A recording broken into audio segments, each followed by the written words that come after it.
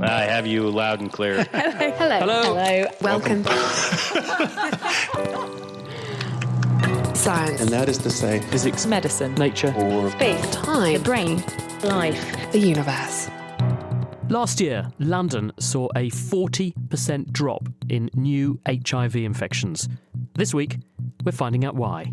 Plus, in the news, how seagrasses could be a rich source of new antibiotics, the trick that scientists have learned from spiders about making strong materials, and why commuters are buzzing about drones in Dubai. I'm Kat Arney. I'm Chris Smith, and this is The Naked Scientists. The Naked Scientists podcast is powered by ukfast.co.uk.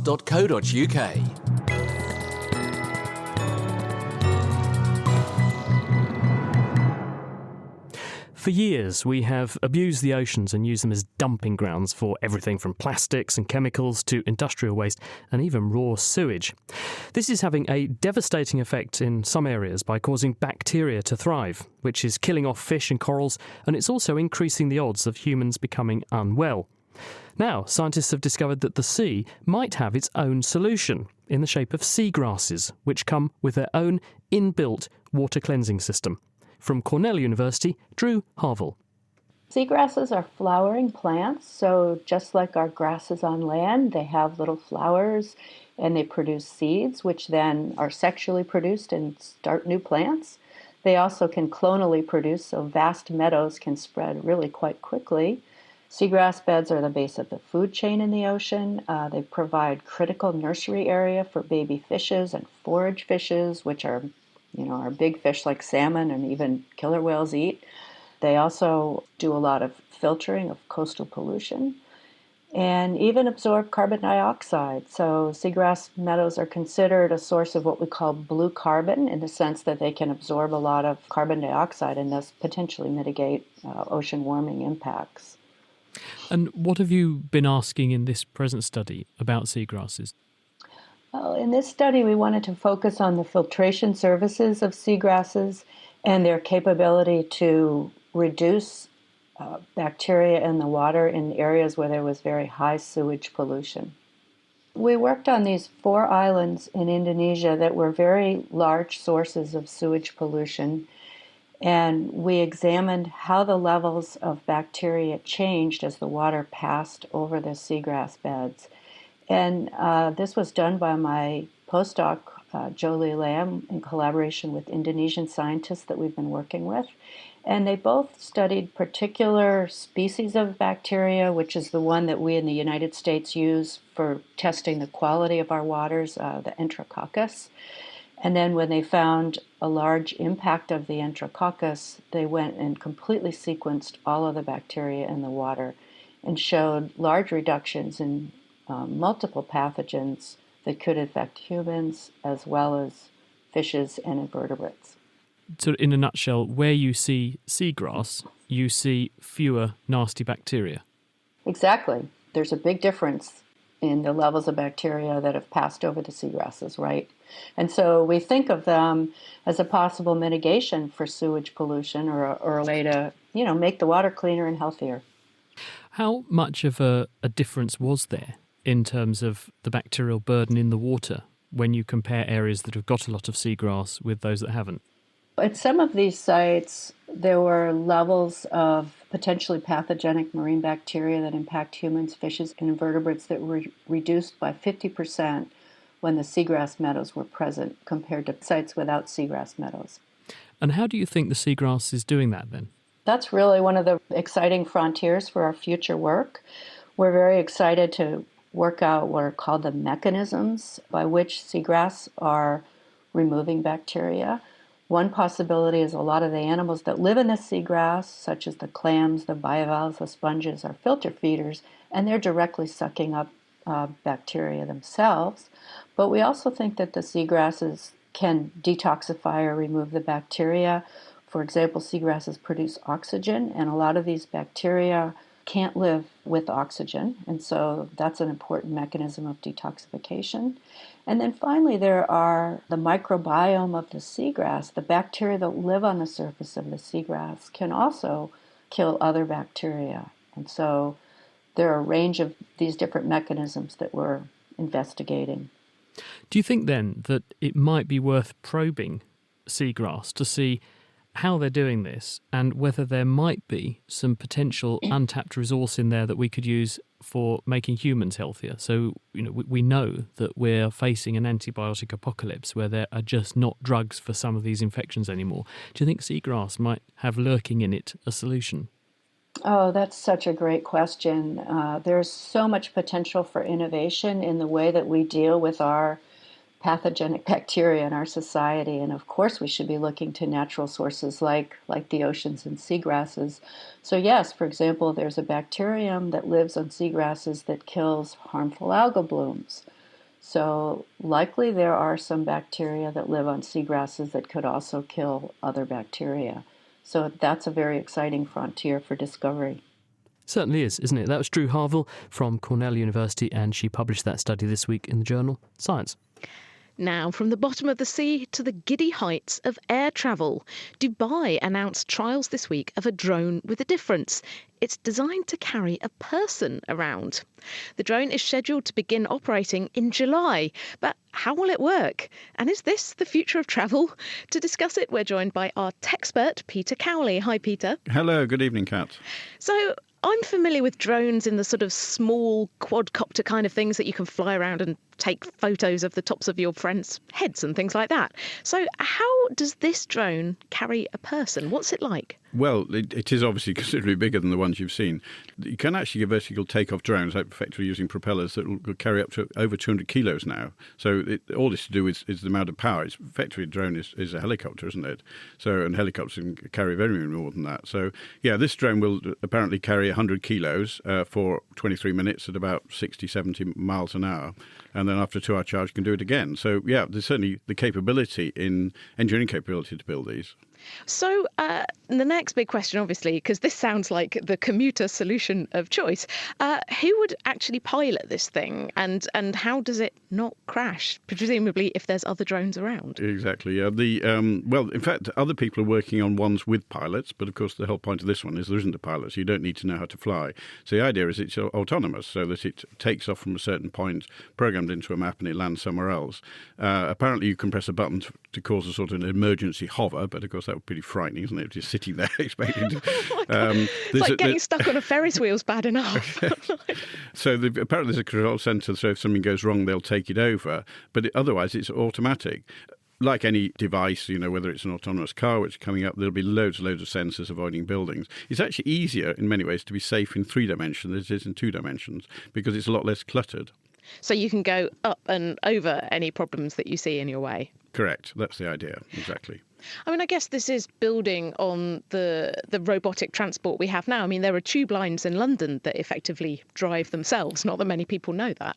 Yes, that's right. The operator there is permanently just opening the doors, say, on Dockland Light Railway. But you still need a human on there. The Gatwick and Stansted Expresses are driverless completely. But, of course, that's a very short line. There was actually, a few years ago, a 20-seater jet flew 500 miles in the UK with the pilots on the ground. So, but in this case, it's autonomous. I mean, the really big question is this safe? And also, is it legal, but is it safe? Well, the legal bit, who knows? Because I had a quick check of the Dubai rules, and they're pretty similar to the UK and US rules, which means you do need a pilot. Is it safe? They've got 8 propellers, and they say that 4's enough. Who knows? And in fact, I've looked on the various websites, and I can't find one where they're demonstrating it with a human inside it. Would I fly in it? Probably not from this Chinese company. But if, one of the big, say, BMW or something produced one 2 or 3 years after that people have been using it, I'm sure I would. I mean, this is the thing, is that we see these incredible ideas. Amazon are going to start delivering things that you've ordered online. There are now food delivery drones that will go around at street level. Is any of this really practical, or is this a bit of just a marketing stunt? No, in this case, this is probably just marketing, this first one, but it's definitely the future. There's no doubt we will end up with flying vehicles doing things, whether it's delivering parcels, pizzas, or people, really. So, yeah, there's a whole load of legislative changes, a whole load of societal changes that people will accept it. But give it a few years and we will get them, they'll gradually come in. If you move forward a decade or two, I'm sure we will have the sort of future science fiction films films that we've seen for many years starting to appear, those sort of vehicles.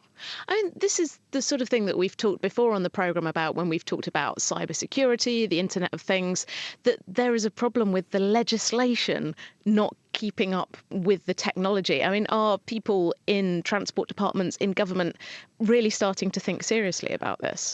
They are all over the place, and some of the states are more advanced than other ones, and I suspect Dubai, because that's a very advanced. They've got off the reliance on oil over the last 30 years or so. Everybody's working on this. Of course, there's some pushback, and there's and it's only going to be the early adopters who will use it. But there is a lot of discussion, and the big one, of course, is artificial intelligence and robots. How is that going to affect our roles in life? How are we going to occupy our time in 30 years' time if it's all being done by a software or a hardware robot?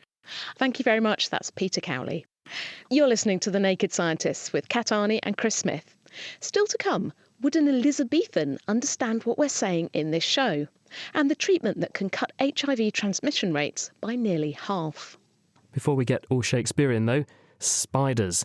Now, feared by some, their silk is nevertheless about 5 times stronger than steel, which makes them very interesting in our quest to engineer cheap, strong materials.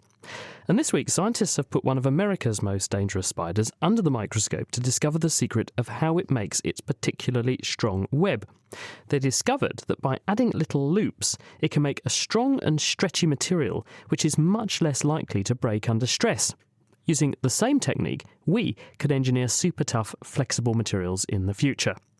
Georgia Mills spoke to Hannah Schneep from the College of William and Mary in Virginia. The specific spider we're working with is the brown recluse spider, which is actually quite infamous in the United States because it has a very bad bite and it has a quite dangerous venom. So a lot of people in the United States know about the brown recluse spider, but we actually like to feature some of its really interesting properties. So the silks of most spiders, they're really cylindrical, just like a hair. But the silk of the brown recluse spider, if you look at it under the microscope, it just looks like a piece of sticky tape. This flat ribbon shape allows the spider to take this silk and form it into loops. And these loops makes the material really extraordinarily tough. And that makes it a better material for the spider in order to capture prey. Why would loops make it tougher? Yeah, that's really the very interesting thing and very puzzling. But what actually happens is that, first of all, because the silk is so sticky, these loops that the spider makes, they're closed loops, and they have relatively strong loop junctions or joints. And if you start pulling on the material, at some point, these loops, they can actually open and release some additional length of the material. So that means you start stretching the material, and as soon as you reach the critical force that's required to open one of the loops, the length that's stored in this loop is released, and then the silk fiber is relaxed a little bit. And then you stretch it again until the next loop opens, and so on and so on. And in this process, you stretch and release the material many, many times. And that is just something that takes a lot of energy. And that's what we material scientists call toughness. Oh, wow. So then the poor fly or whatever it is they eat, it's got so many loops to break, as it were. It's just going to take too much energy to actually cut through one of these fibers. That is correct. Isn't that absolutely fascinating? We sometimes think of it as the ultimate barbed wire, right? So you have an incredibly sticky material, which is at the same time also one of the strongest materials that we have. And so if really a poor little creature gets stuck in there, there's no way out. Oh dear. And so can we take this? What kind of applications could this tough material have? For instance, if you think like if you're jumping down and you wear a parachute, then you want to open the parachute, and at the moment when you open, there's an enormous amount of force that goes into the cord that holds the parachute. So there we could build or use a material that has such loops built in to make it a little bit more stretchier and better at absorbing the energy without breaking. We've also thought about to protect the structure from impact, let's say, of weapons that might be useful, or you could think about if you have a structure in space where you have space debris or like micrometeorites flying around at very high velocities, you could think about making a web of such materials around these structures to protect them from such high energy objects. I love that image of spider's web in space, hoovering up all the meteors and things. Spider silk is incredible, but it is, as you mentioned, tiny. Do you think it's going to be feasible to scale this up to such an extent that it's actually useful to us? Well, in a way, actually, we scaled this up, and because we were so fascinated by this, we thought, wow, is this real? Because it's so surprising that this works. So we also developed mathematical models to simulate the kinds of energy gains that we would get from a material like this. And the first thing we did is we just went to the drawer in our lab and took a piece of sticky tape, and then we just manually put a loop into the sticky tape. And then we tested this tape as you test any material. We put it in a mechanical tester, and we measured the energy that it takes to break this material. And we indeed found out that even with one single loop, we increased the energy that this can absorb by about 30%, which is totally in line with our predictions. So that means if we find out a way to have many loops in there, we could actually increase the toughness or the ability of the material to absorb energy tremendously. And with this simple example, you can see it does not necessarily have to be at the micro or nano scale to make this work. So there you go. You see, just when someone says they're into web design, it doesn't mean, Kat, they only work on computers. That was Hannah Schneep, and he was speaking with Georgia Mills. The work was published in Material Horizons. And now it is time for our weekly myth conception. This week, Greer Jackson has been enjoying some fava beans and a nice Chianti while investigating whether we can trust Hollywood's depiction of psychopaths. There's a particularly chilling scene in a film which has always stuck with me. Hannibal Lecter sautéing the prefrontal lobe of Paul Krendler's brain in white wine and shallots. In my eyes, Hannibal the Cannibal is the ultimate villain because A, he's exceptionally skilled at killing people and feels no remorse or empathy. Ergo, you can't barter your way out of this one. B, he has this distinguished career further revealing his ability to eat people. Oh, and not to mention, he's highly intelligent and can outsmart everyone in the FBI. A plus B plus C means once Hannibal's got his eye on you, you're toast, possibly served with a side of quince jelly. The idea that psychopaths like Hannibal exist is terrifying, and even more so given the fact that some scientists think they make up 1% of the population. Think about how many people you've met over your life. Statistically, you're going to have met a few.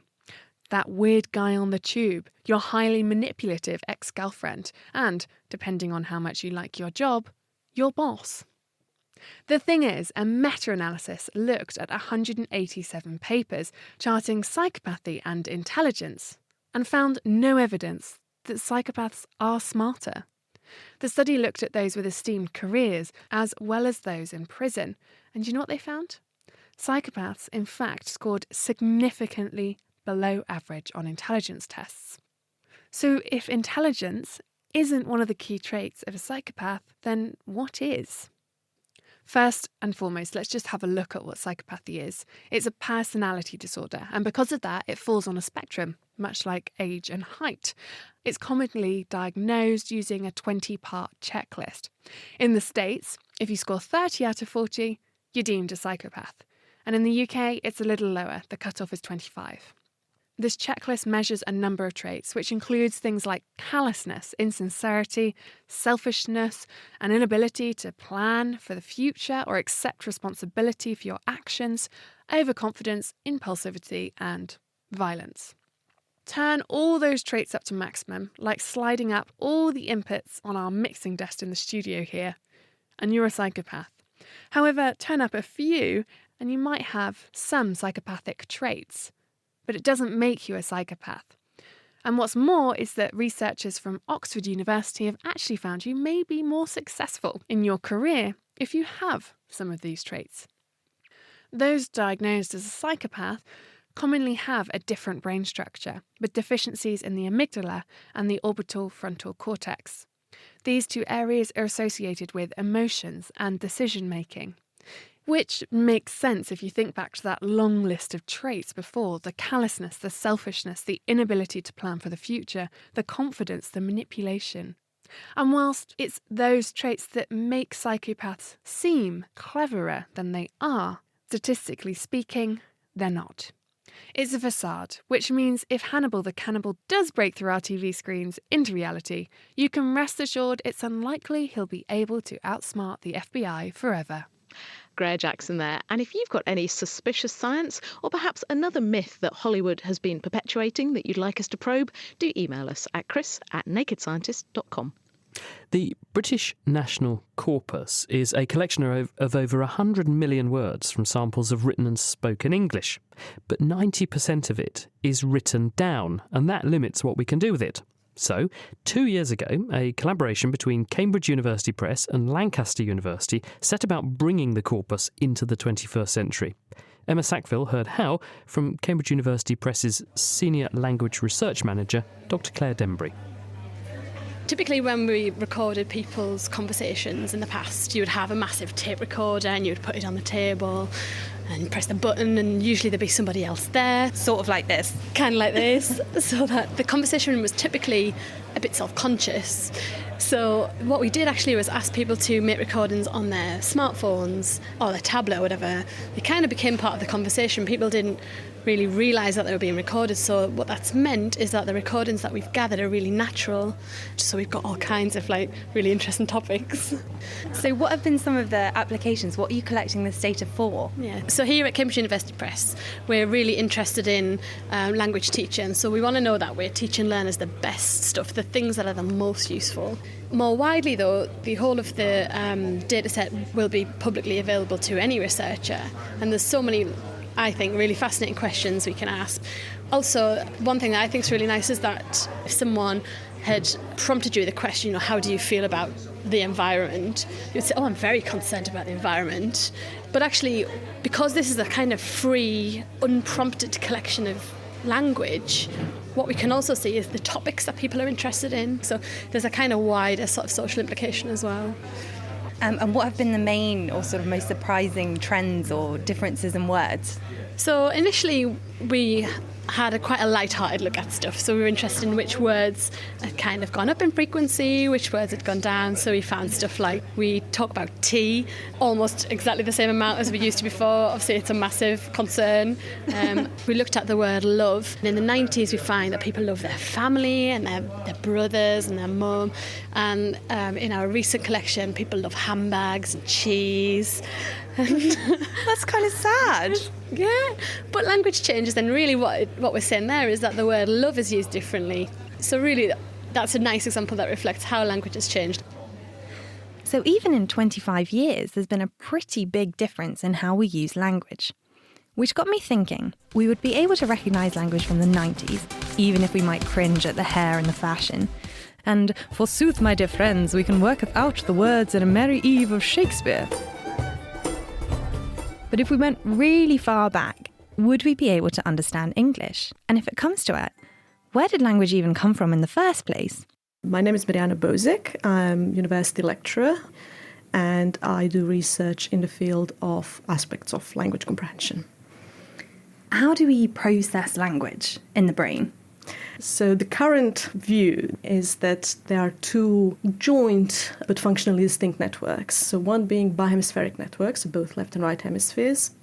That is a network for essentially basic comprehension, so mapping sound to meaning.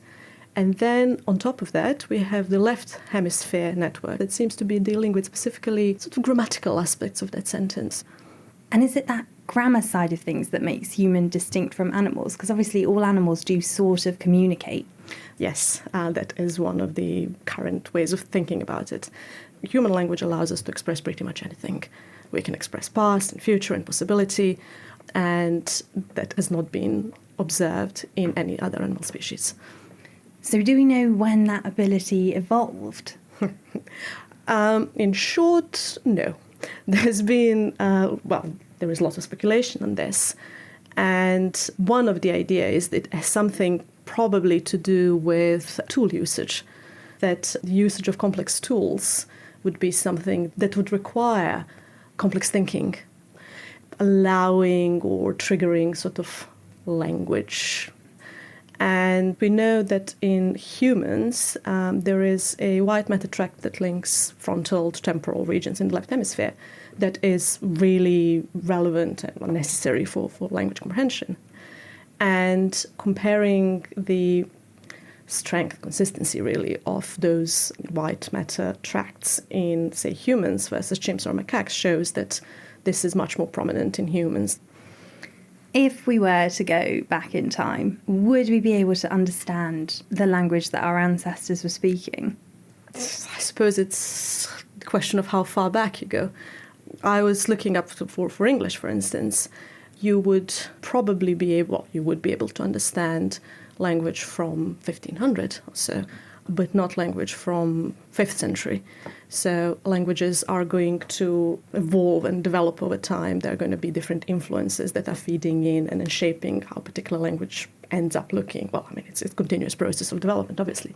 But I think in the case of English language, you would not be able to understand Old English, so what's been spoken in 7th century. So some words might come and go, and we might never find out exactly how language started. But there's one thing we know for certain. The British will always be talking about tea. Emma Sackville there, speaking with Mirjana Bosick, and before her, Claire Denbury.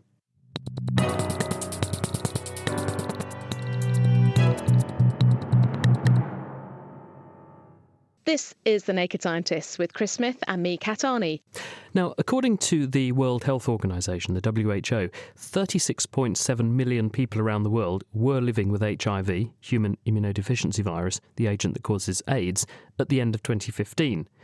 And while rates of HIV are greatest in sub-Saharan Africa, it is still a global problem. In fact, the UK has one of the highest rates of new HIV diagnoses in Western Europe, particularly in London, and rates of new diagnoses there have been rising steadily until last year.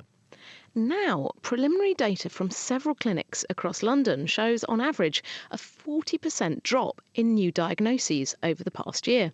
And HIV specialists think this could be down to a procedure called PrEP, short for pre-exposure prophylaxis. This is where uninfected individuals take anti-HIV medication, which many people are currently obtaining online, to reduce the chances of them becoming infected if they do come into contact with the virus. We'll be hearing more about how PrEP works later in the programme, but first we turn to Greg Owens, who was diagnosed with HIV 18 months ago. He told Greer Jackson his story. I was in a 7-year relationship and engaged to be married to my ex-fiance, and came out of that relationship at the start of 2013, and I was flung into a scene that I wasn't familiar with. When I went into that relationship, there were no hookup apps, there were no chemsex parties. It was a very different setup in London as to the world I find myself in. What's a chemsex? Oh, yeah. Chemsex is the use of party drugs and closely associated with sexual behaviour, where they pretty much go hand in hand, and you it's 3 specific drugs. It would be methadone, crystal meth, and GHB, and can be an extensive period of, maybe one night into 2 or 3 days long of partying and sex. So chemsex. So you came out of a 7-year relationship into this. How was that? Yeah, it was not nice. My ex-boyfriend, fiance, our relationship actually disintegrated because he was diagnosed as HIV positive. For him, it was pretty much the end of his life as he knew it and our relationship as it existed, and he fell apart.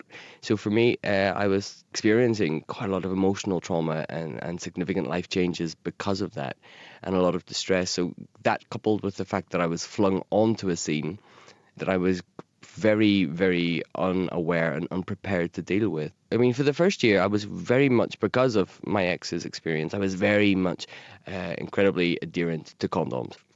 But then the second year, I think what happened was I hit what I would call like a double dip depression. So I kind of got clear of the initial trauma. But then the reality of what my life was then and how drastically different it was. And it was a complete upheaval. Like, I didn't just lose my fiance, I lost my flat, my cat. I couldn't go to work, I just wasn't functioning properly. And as a result of that, my sexual risk taking and my behaviors had changed. And I started to come out of that maybe dip of depression and started to assess where I was in my life and my sexual behavior and just kind of socially where I was and what I was doing and emotionally too. And I thought, I probably am not going to be able to address the behaviors at the moment. But what I can do is maybe think about PrEP. And then I go to Dean Street the next day to have a HIV test just to confirm that I'm definitely negative, because I tested negative about 12 months before.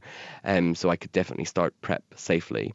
And like 20 minutes after arriving at the clinic, I was in the consultation room and I had the finger prick test and 2 dots came up. So it was a HIV positive diagnosis. So the irony of eventually managing to kind of get a hold of PrEP and to start that, having finally decided that this was the right option for me and I was going to start being proactive and responsible, to then have just missed the boat was a little bit mind-blowing, to be honest. What went through your mind when you saw those two dots? Since my ex's diagnosis, I'd been actively kind of campaigning as a HIV negative person, trying to dispel some of the myths and deconstruct some of the stigma around HIV. And I just sort of had a really bizarre, strange moment of pure clarity. And I thought, you know what, now is the time to put my money where my mouth is. Now I'm going to go and tell 8,000 people on social media that I got a HIV positive diagnosis. What was the reception you got from people? So I think I had, within 2 or 3 hours, like 350 likes, 175 comments. And then when I opened my messaging inbox, I had like about 50 disclosures from people in my immediate network, in my extended network, and people who I'd never met. And I couldn't believe, even, this sounds really weird, but even someone like me who was HIV aware and had worked sort of kind of very loosely on the peripheral of HIV awareness and campaigning, I was like, oh, I never would have thought that person was HIV positive, or, oh my, it just goes to show, like, we have a very strange perception of who gets HIV and who doesn't. And in actual fact, HIV does not discriminate. Anyone who has sex can become HIV positive. So for me, it was a very big learning curve, but also I think I felt incredibly supported. Not one stigmatizing, judgmental, moralizing comment, nothing. And from that moment on, I think that was all that I needed to just kind of catapult me out into getting on with things. Such a contrast, isn't it, to your ex's experience, isn't it? It's in my diagnosis diaries, because I detailed every emotion and every feeling, and actually he sprung into my mind. At this point, we would have been split up about 2.5 years, and he was very much in my thoughts and in my feelings, I think. I had a failed suicide attempt at the end of 2013 because of the distress and the trauma that I was under and experiencing from my ex. So I was so confused about that. I was thinking, I've been a good gay. I was committed to this relationship and I was invested in our future, and he was my priority, and our relationship took precedent over everything else. And I've done all the things I'm supposed to do and I'm meant to do. Why is this horrible thing happening to me? And I couldn't make sense of it. But I'm incredibly grateful that I got through that experience and this suicide attempt was failed, because in actual fact, when it came round and it landed firmly on my doorstep, I was able to take the learnings from that. And I have to say, if you experience something as painful as that, at some point in your future, if you're able to take something positive and a learning from it, it really does soften the sting that leaves behind. So I'm grateful for that experience. Greg Owen. Now, also with us is Laura Waters. She's from the Mortimer Market Centre, which is a sexual health clinic in London, one of the centres that's been seeing a reduction in HIV diagnosis rates in the last year or so. Laura, first of all, can you tell us, what is the distinction between HIV and AIDS? What are the two entities? HIV is a virus. It's an infectious particle. It stands for human immunodeficiency virus. And it's an infection that's spread primarily through sex, and it targets a type of white blood cell. Now, white blood cells are the cells in the body that are responsible for fighting infection. It enters a particular type of white blood cell called a CD4 cell. And the best way to describe these cells really is that they're like the conductors of an orchestra. If your whole immune system, which is lots of types of cells and proteins and chemicals, is an orchestra, the CD4 cells are conductor. Now, HIV enters these cells, uses the cells to replicate itself, but destroys them in that process. And over time, it greatly damages the immune system, leaving somebody susceptible to serious infections, symptoms like diarrhea, weight loss, and particular types of cancers. And it's that constellation of conditions that is AIDS, acquired immune deficiency syndrome. So many people with HIV never develop AIDS because we diagnose it and treat it before the immune system can be damaged enough to allow AIDS conditions to take hold. How long generally elapses between a person acquiring the infection and then developing those symptoms of AIDS, assuming that they don't get diagnosed and treated?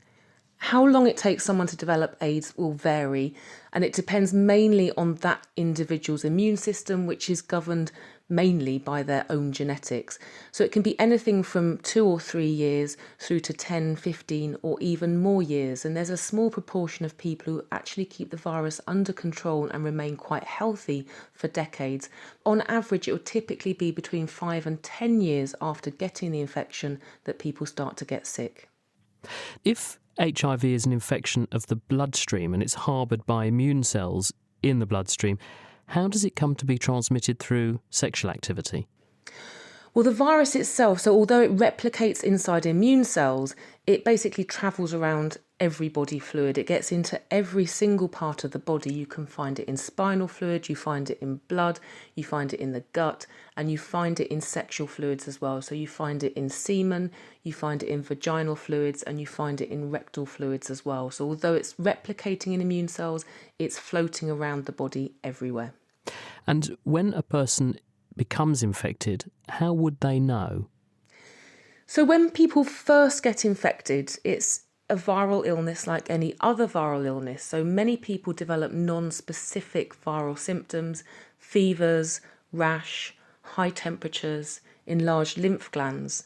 But this may be dismissed as just a viral illness, which in many ways is correct. It's just that no one's thought to test for HIV. And at least half of people will have something that when they look back was a significant, more severe than usual viral flu-like illness. Then typically there'll be no symptoms at all until the manifestations of a damaged immune system start to become apparent. And if a person does suspect they might have contracted it and they come to a clinic like yours, how do you diagnose it? I mean, it depends on timing. So most clinics now use point of care tests. That's a finger prick or saliva test where you get an immediate result. But most of those tests use slightly older technology. So it can take up to 12 weeks for a test to show up as positive. So if someone was infected today with some of those point of care tests, it could be 3 months later before that shows up on those tests. If somebody has suspected early HIV, so they have symptoms consistent with early HIV, they've had a risk exposure to HIV, then we do a standard blood test where you take blood from a vein in the arm. That's sent to the lab where we do more detailed tests and more sensitive tests, and those will show up positive for most people within 4 weeks.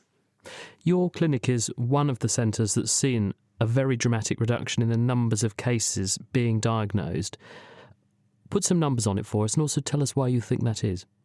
So our clinic, the Mortimer Market Centre, has collected data along with 3 other big central London clinics, and that's 56 Dean Street, Homerton and Barts Health.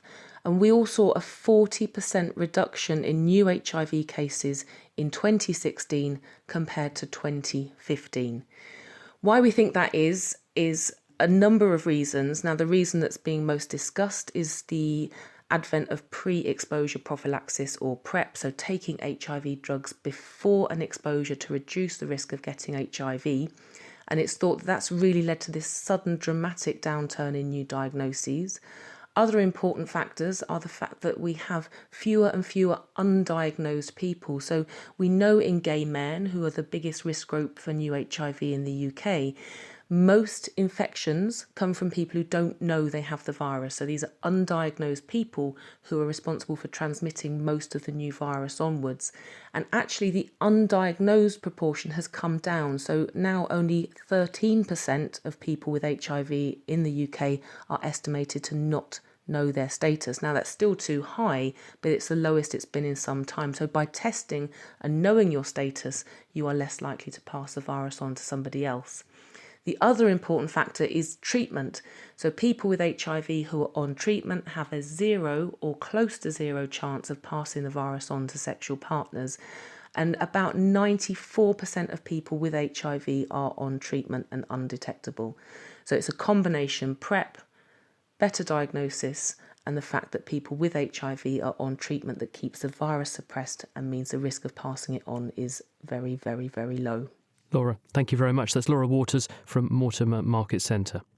You are listening to The Naked Scientists with Chris Smith and Kat Arney. So today we are examining PrEP, the HIV prevention measure that looks like it could be responsible for this drop in new infections.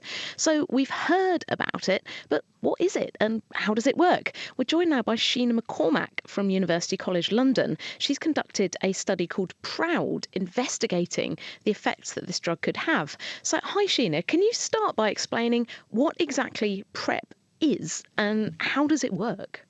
Hello, Kat. So PrEP stands for pre-exposure prophylaxis, and prophylaxis is prevention, and pre-exposure, I guess, is self-explanatory. So it's prevention you take in advance of being exposed to HIV. And we are using, I think, as Chris mentioned, antiretroviral drugs, anti-HIV drugs as PrEP. There is only one drug at the moment that's licensed for use as PrEP, and that's a drug called Truvada. And it does exactly what Laura explained. It stops HIV multiplying, and that gives the body a chance to get rid of the infected cells when they're caught in sexual fluids. And what are the side effects? So the side effects, we've used this drug for treatment for a long, long time, so we're already quite familiar with the side effects, and it's actually very, very well tolerated. I mean, only about 5 or 10% of people will ask to change that drug, and they tend to be sort of indigestion side effects very early on. The only side effects I guess we worry about in people who are taking the drug who have HIV are the longer term side effects in kidneys and potentially reducing bone density. But PrEP is something that we anticipate people will take for a much shorter period of time, a sort of period of time like Greg explained, when behaviours just changed in that period before somebody can get things together again. And it's very unlikely there are going to be side effects that really matter with shorter term exposure. And what did you find in your study when you were looking at the effects of this drug, and what were you doing there? So our study was a bit different to the ones that had gone before. So there'd been a study in gay men before that finished in 2010. They compared the PrEP drug Truvada to a dummy pill, to placebo, and they showed a 44% reduction in HIV, which was very exciting, but that is only partial protection. And something we were worried about in the broad community in the UK was if you gave people a pill that partially protected them, might it mean they then would abandon all other methods to reduce HIV infection, including condoms? And if you threw away the condoms, maybe 44% would drop to 20%. We had to do a study a different way, where we had a control group that knew they weren't on PrEP and a group who were on PrEP who knew they were. So we randomised people to get PrEP straight away in the first year, or to get it for the second year after a year of no PrEP. And that gave us the chance to compare PrEP to no PrEP. And what we found, to our surprise, were two things. First of all, the rate of HIV was much, much higher than we had expected in those not on PrEP. It was 9% per year, and that's like 18 times higher than the general gay population.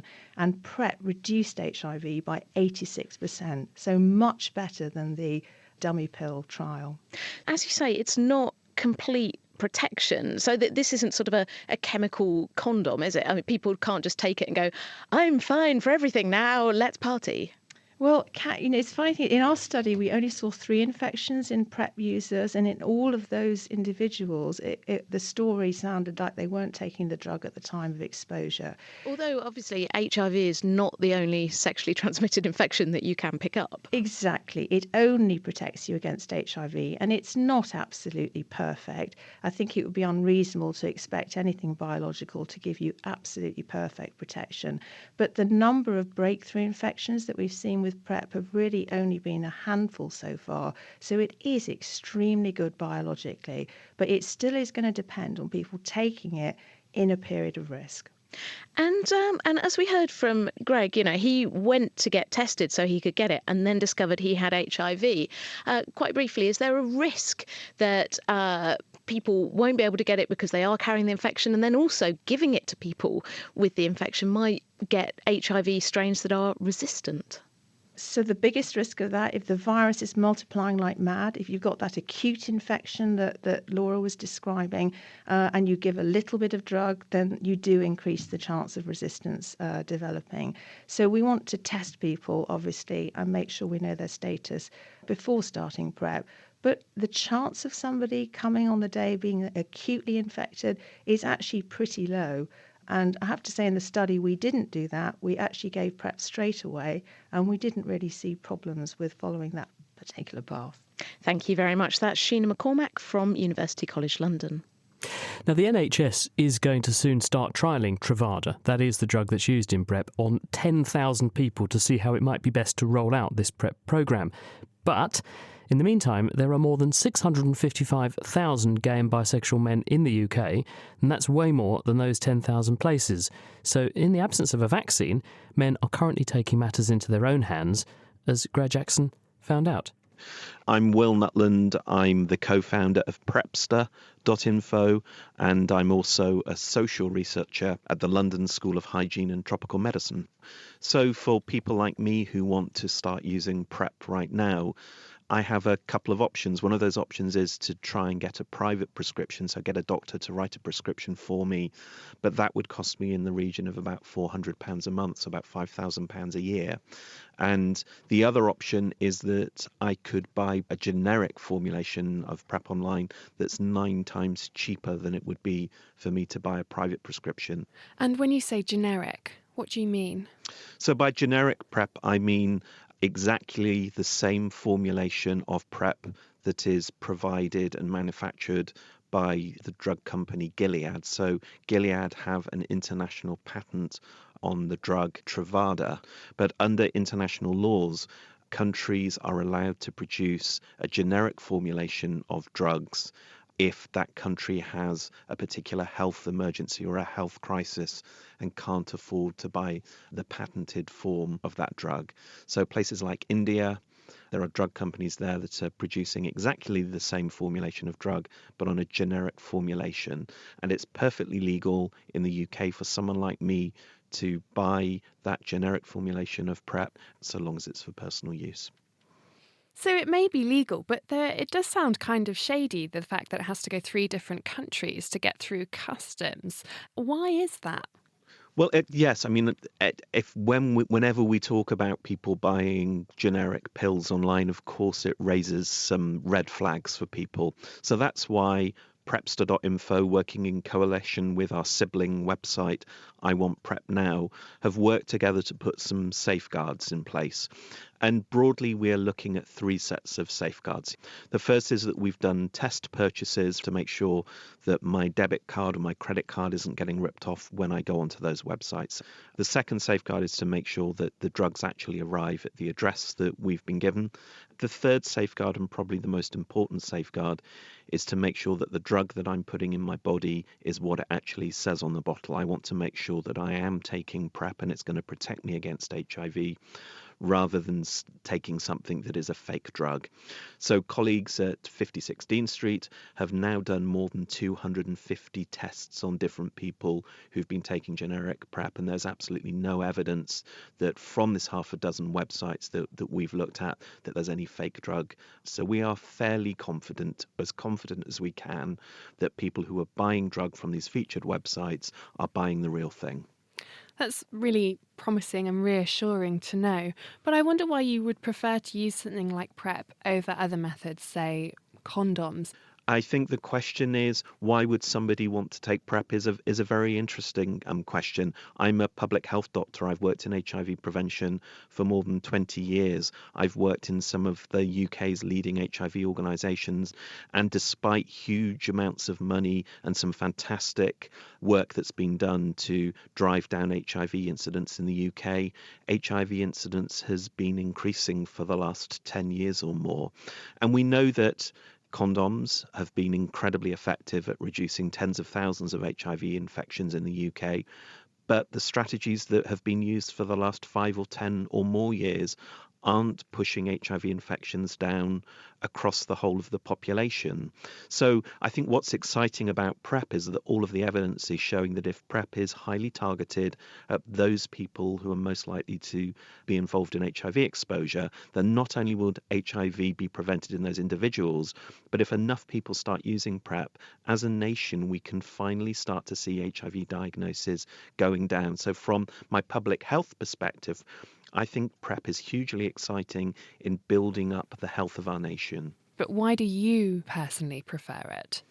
I've always lived with a sense of fear that I could become infected with HIV even when I am consistently using condoms. So for me, it allows me to have sex without fear, without anxiety, and without stress. And for lots of us, we haven't been able to do that for a very long time. Do you think this is the ticket out? So I don't think PrEP on its own will be what leads to the eradication of HIV. I think PrEP, if it's used in combination with continued condom use, with treatment as prevention, and by that I mean that people who are already infected with HIV are offered treatments to suppress their viral loads and therefore are unable to pass on HIV as soon as possible after diagnosis. If we make sure that there is good sexual health education across our nations, including good sex education in schools, if all of these things are combined together, then I think we have a really good chance of massively preventing new HIV infections. But let us not forget that we already have about 100,000 people living with HIV across the UK, and it's really important to make sure that their health is maintained and that those people are supported as people living with HIV. Will Nutland. And also still with us are Laura Waters and Sheena McCormack. Sheena, we were talking about cost there. How is the expense for doing this, the idea of giving PrEP to people, how is that being defended by the NHS? Well, that's something, of course, the NHS looks at very closely with any new drugs that are being introduced. And actually, the cost effectiveness of PrEP is really clear in the long term, the usual economic timeline of 80 years. But inevitably, the NHS is pretty concerned about their budget in the short and medium term and what might have to be sacrificed to pay for anything new. So the models that the NHS reviewed, the cost effectiveness models of PrEP, suggested that the only way that the NHS could really be confident of PrEP being cost effective in the short term was if the price of the drug was reduced from its current list price, which is pretty high because Truvada at the moment, of course, remains branded. But that branding will end shortly, we believe, and then there will be several versions of Truvada made by generic manufacturers. There'll be competition, and the price should be coming down.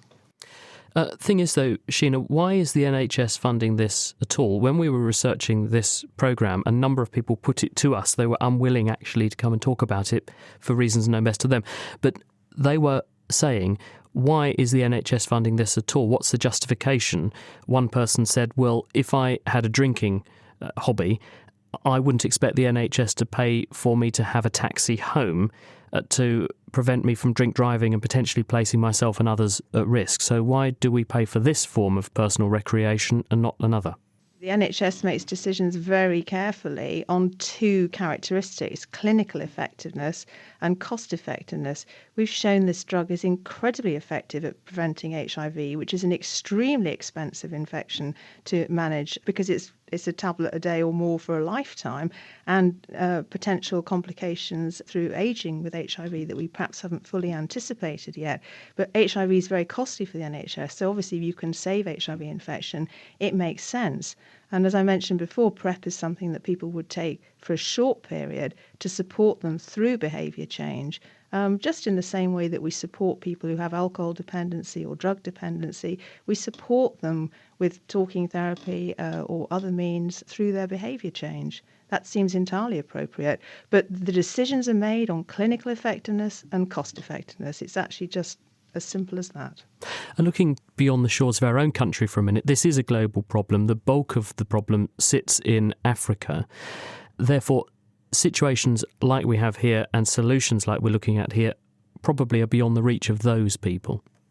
Well, you'd think so, but actually PrEP is being rolled out in Kenya and South Africa.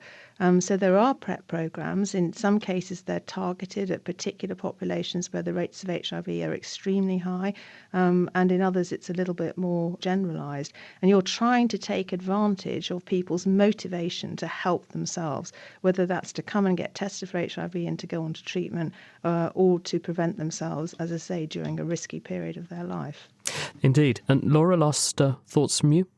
I think that PrEP combined with other strategies, we really do have the opportunity now, and I really do think the figures that we've described in London, we've got the opportunity to really turn this around and eradicate new HIV in places like the UK. And I think that the people who criticise PrEP, who are concerned that why should we support people's bad behaviour, there are many, many conditions that the NHS spends millions of pounds on that are driven by behavioural choices that others may not think the best. And Sheena's mentioned them: smoking and drug use and alcohol, etc., etc. And I think the days we start rationing or limiting people's access to really effective prevention and effective treatment based on the behaviour they've taken part in is a really dangerous and slippery slope. So it works. HIV infections were going up, they seem to be coming down, and we should have access to PrEP on the NHS without a doubt. Laura Waters from Mortimer Market Centre and also Sheena McCormack from University College London, thank you very much. And now it's time for Question of the Week with Greer Jackson. Here is David's Cosmic Quandary. If we put a mirror millions of light years away and reflected back the Earth, could we see what Earth looked like millions of years ago? 1 million years ago, only very early species of humans had begun to evolve, and much debate surrounds what they were doing, like could they control fire, and did they have language? By putting a mirror in space, could we find out? I put this to Cambridge's Anna Harahan. First though, let's just unpack this astronomical question. What is a light year? So when we look up at the night sky, we're actually seeing the stars as they were sometime in the past, because the light that's reaching us from these stars today has left the stars possibly hundreds or thousands of years ago. Does that mean then, if there are some aliens 1 million light years away and they happen to glance in Earth's direction, they wouldn't actually see us here talking, they'd see Earth 1 million years ago? Exactly. That's because the light took 1 million years to get there. That's assuming they have light-sensitive eyes and use them as we do.